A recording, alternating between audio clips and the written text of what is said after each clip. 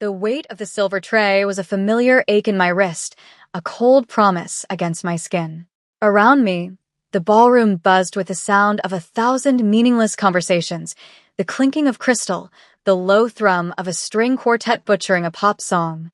It was a symphony of wealth I served but could never join. Each flute of champagne I delivered was worth more than my entire week's rent. I was 18, and this was my life.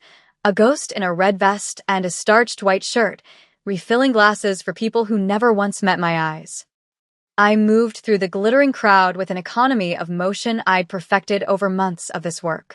A smile here, a polite murmur there. Keep your head down, your tray steady, and your thoughts to yourself. It was a simple set of rules. Tonight, they wouldn't be enough. It started with a look. A man in a dark blue police uniform, his chest puffed out with the self-importance of a man who mistakes a badge for a crown, was staring at me. Not at the tray, not at the champagne, but at me. His eyes, small and hard, raked over me with a calculated disdain that made the fine hairs on my arms stand up. He was older, his face florid and etched with the permanent scowl of someone who believes the world owes him constant deference. The gold captain's bars on his collar gleamed under the chandelier light. I ignored him, turning to offer a glass to a woman draped in diamonds. She took it without a word, her attention fixed on the man beside her. That was how it was supposed to work. I was furniture, useful but unnoticed. But the captain was not like the others. He stepped directly into my path as I turned, forcing me to a sudden halt. The champagne on my tray sloshed, a tiny, dangerous tide. "You," he said. His voice was a low growl, meant to carry only to me, yet loud enough to command the space around us. I kept my expression neutral, my training kicking in. "Sir, can I get you something?" "I've been watching you," he continued, his eyes narrowing. "You don't belong here." I could have said 1,000 things. I work here. I belong here more than you, who is probably just security for some politician. Instead, I said nothing. Silence was safer. "You've been casing the room," he accused, his voice rising just enough to curdle the atmosphere nearby. A few people glanced over, their curiosity piqued. Looking for an opportunity. A wallet left on a table, a purse unattended. My blood ran cold. This was not a misunderstanding. This was a deliberate act of humiliation. He saw my face, my uniform, my youth, and he had already written an entire story in his head. A story where I was the villain. "Sir, I'm just doing my job," I said, my voice quiet but firm. I would not let it tremble. I would not give him that satisfaction. He let out a short, ugly laugh. "Your job? Or your cover?" He took another step closer, invading my personal space. I could smell the stale coffee on his breath. "You have a suspicious look about you. A guilty 1 inch. My hands tightened on the tray. Every survival instinct screamed at me to walk away, to find my manager, to disappear. But I was frozen, pinned by the sheer audacity of his prejudice. He was performing, showing the glittering patrons that he was on watch, protecting them from people like me. "I'm going to have to ask you to come with me," he said, his hand moving toward his belt. "On what grounds?" The question was out before I could stop it. It was too sharp, too defiant. His eyes flashed with anger. He wasn't used to being questioned, especially not by someone he had already dismissed as less than nothing. "On the grounds that I'm a captain of the police department and you look like a thief." "Now put the tray down." Slowly, the small circle of silence around us had widened. People were watching openly now, their champagne flutes paused halfway to their lips. I felt 100 pairs of eyes on me, stripping me bare. My face burned with a shame so hot it felt like a fever. I placed the tray on a nearby empty table, my movements stiff and robotic. The moment my hands were free, he grabbed my right wrist. His grip was brutal, a vice of flesh and bone. "You're coming with me. We'll sort this out downtown." "You can't do this," I whispered, the words tasting like ash. "Watch me," he pulled my arm behind my back, the angle sharp and painful. The metallic click echoed in the sudden hush of the ballroom. The cold, unforgiving steel of the handcuff clamped around my wrist. He was arresting me, here, in the middle of this grand gala, in front of everyone, for looking suspicious. He was making an example of me. My heart hammered against my ribs, a frantic, trapped bird. Panic, cold and sharp, began to claw its way at my throat. I squeezed my eyes shut, trying to breathe, trying to hold on to the last shred of my composure. And that is when the world changed. It wasn't a sound. It was a shift in the air, a sudden drop in temperature. The low hum of the crowd didn't just quiet. It was extinguished, snuffed out like a candle flame. The silence that followed was different. It was heavy, absolute, and terrified. I opened my eyes. He stood in the grand archway of the ballroom, a silhouette against the bright lights of the foyer. He was not a large man, but he commanded space as if he were a law of physics. The room seemed to bend around him, the light, the air, the attention of every person within it. Kwon Jihan, my husband. He wore a custom suit of charcoal wool so dark it was almost black. It fit his lean frame with a precision that suggested it was crafted by an artist, not a tailor. His hands were in his pockets, a deceptively casual posture that did nothing to soften the lethal stillness he projected. His face was a mask of cold, aristocratic beauty, his black hair styled perfectly, not a single strand out of place. But it was his eyes that held the room hostage.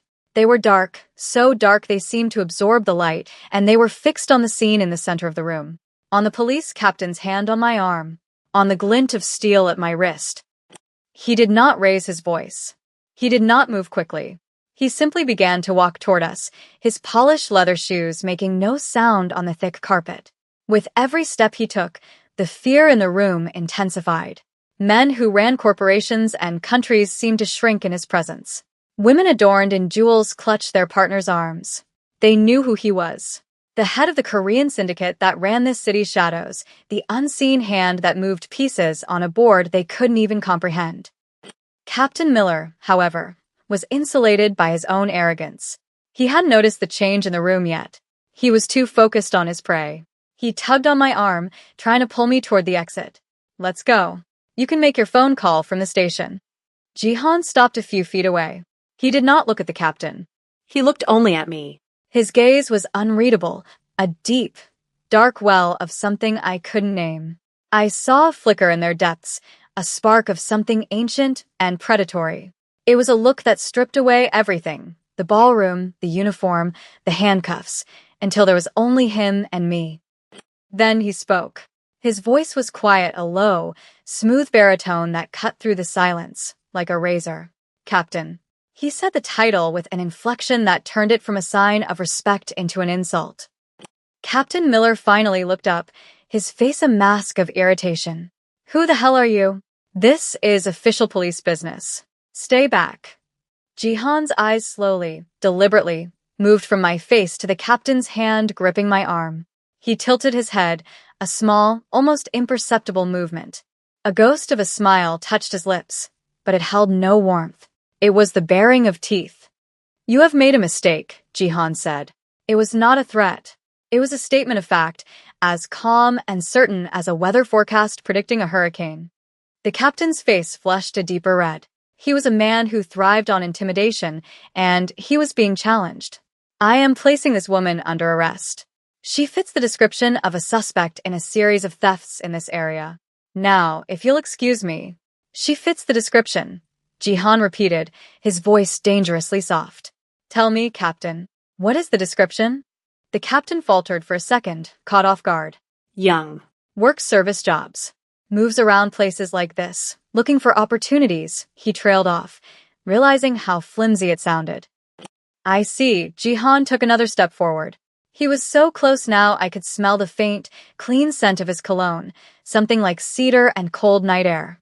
He finally looked at Captain Miller, and for the first time, a sliver of uncertainty seemed to pierce the captain's thick hide. He was starting to realize he was not talking to just some concerned citizen. You will release my wife, Jihan said.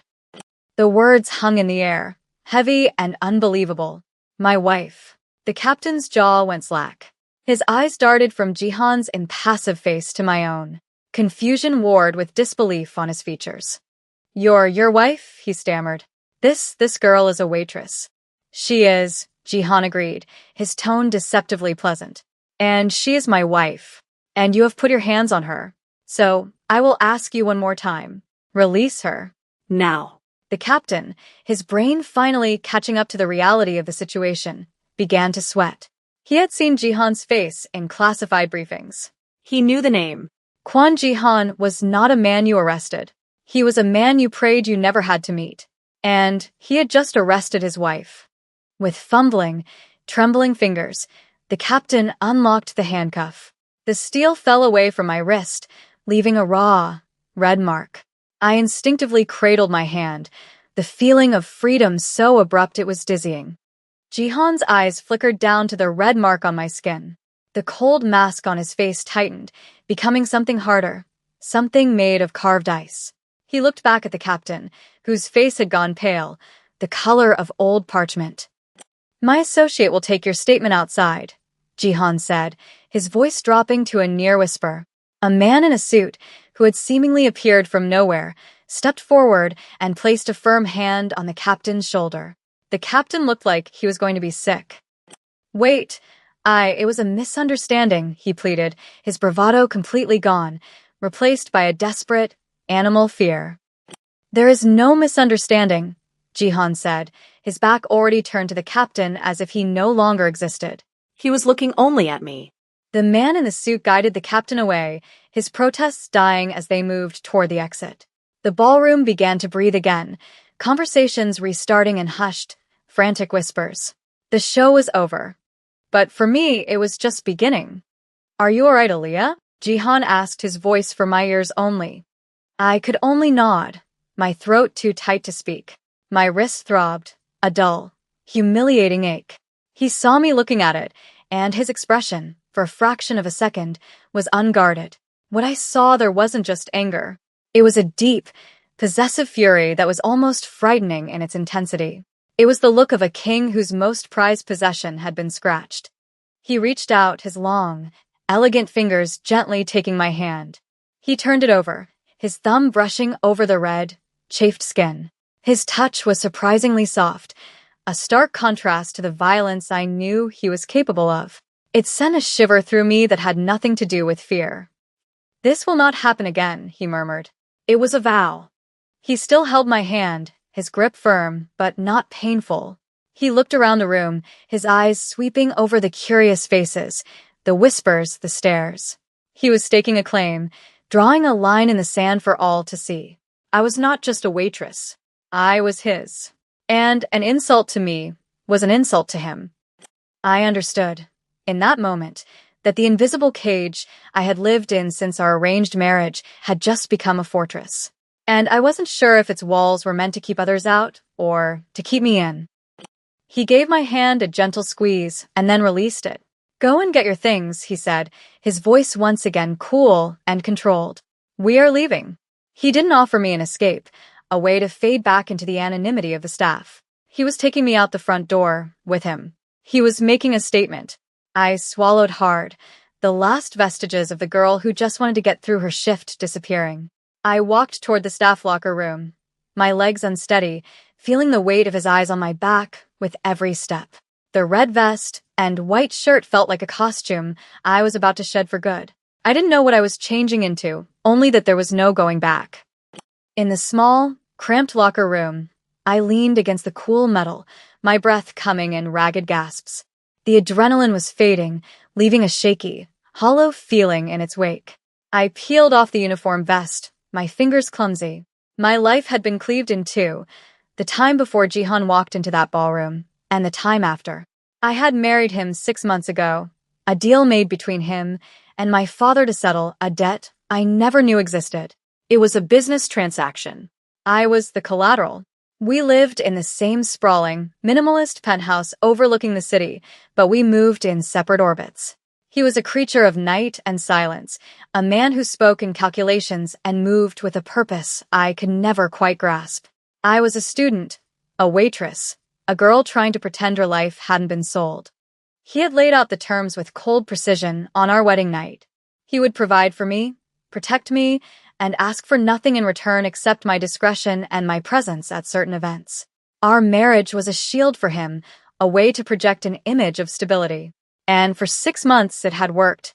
We were polite strangers sharing a roof. I saw him in the mornings, a fleeting shadow in a perfect suit, and sometimes late at night, when he would stand on the balcony, staring out at the city that was his kingdom.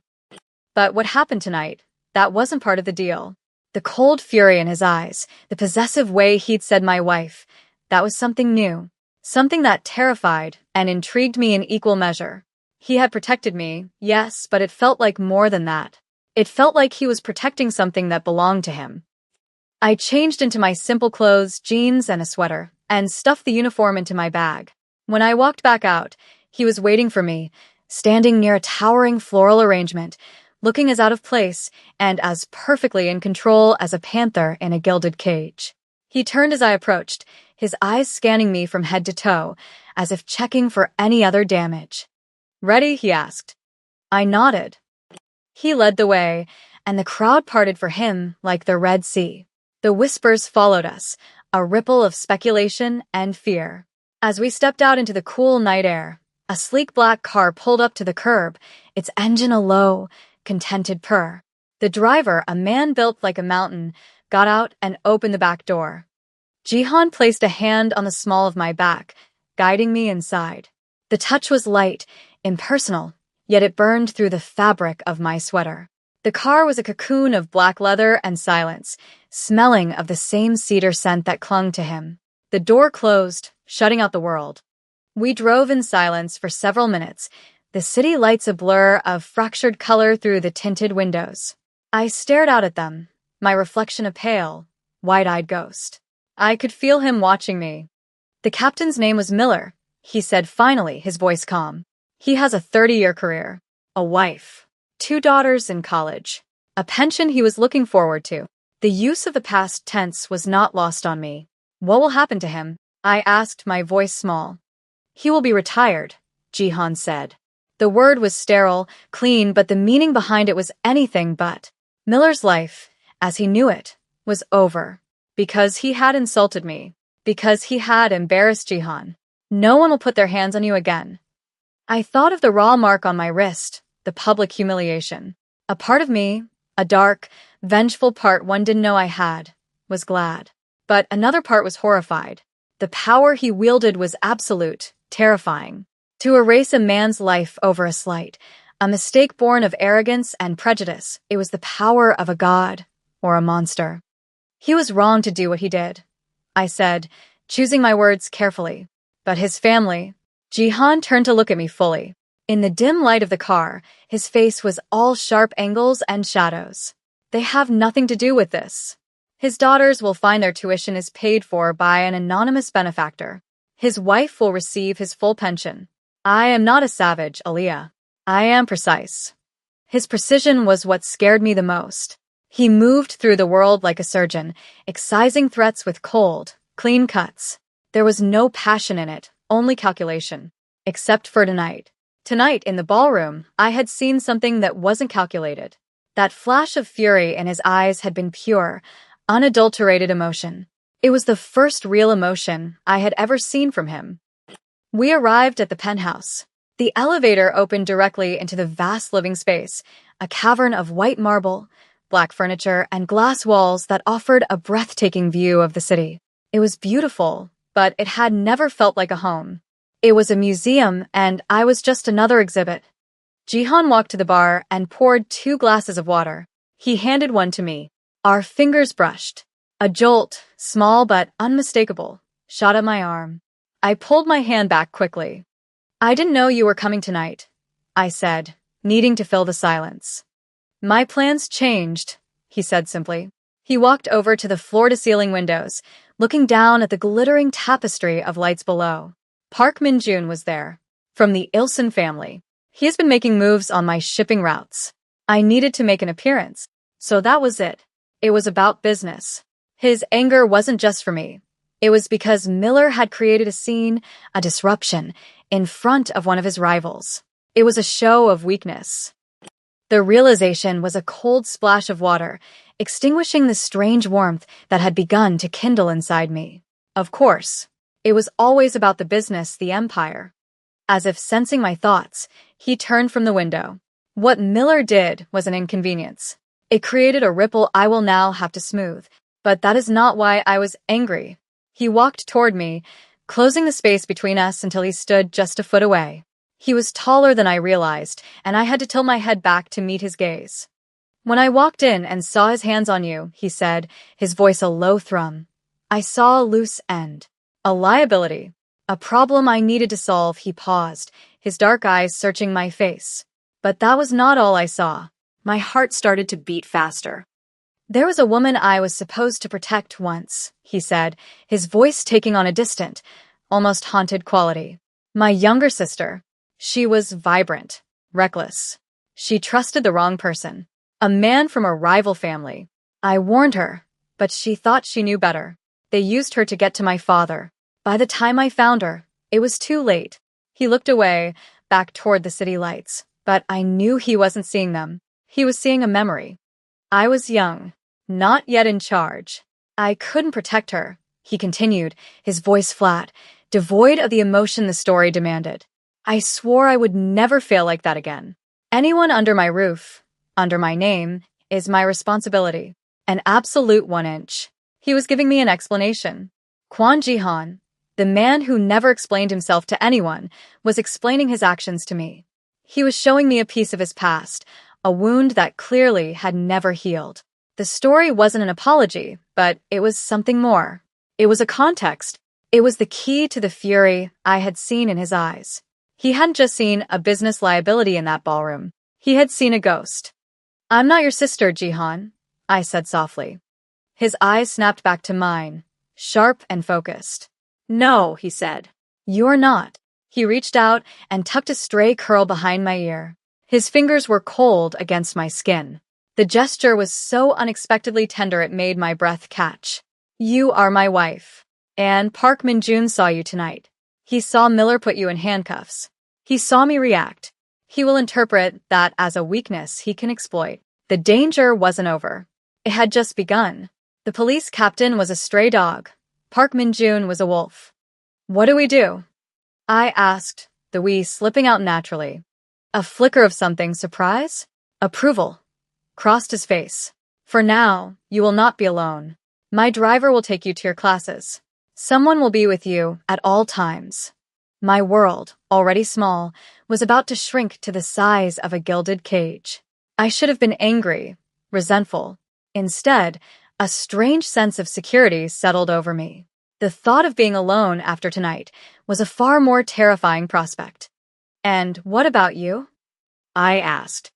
I will be handling Mr. Park, he said, and the cold finality in his tone told me everything I needed to know about Park Min-joon's future. He was about to turn away when I made a choice. I could let him walk away, let us retreat back to our separate, silent corners of this penthouse. Or I could close the distance. I reached out and placed my hand on his arm. His muscles tensed under my touch. He looked down at my hand, then back up at my face, his expression unreadable. Thank you, I said. The words were simple, but they carried the weight of everything that had happened tonight. Thank you for saving me. Thank you for telling me why. He stared at me for a long moment, the silence stretching between us, thick with unspoken things. Then he slowly covered my hand with his own. His was large and warm, engulfing mine completely. Go and get some rest, Aaliyah, he said, his voice softer than I had ever heard it. He said my name differently than anyone else. It wasn't just a sound. It was a physical thing, something he seemed to shape and hold before releasing it. He let go of my hand and walked away, disappearing down the hallway toward his office. I stood there for a long time, my fingers tingling where he had touched them. The penthouse was silent again, but it was a different kind of silence. It was no longer empty. It was filled with the presence of the man in the other room, a dangerous, complicated man who had just drawn me into the very center of his world. And I had just made the conscious choice not to run. I had chosen to stay. That was the moment everything changed.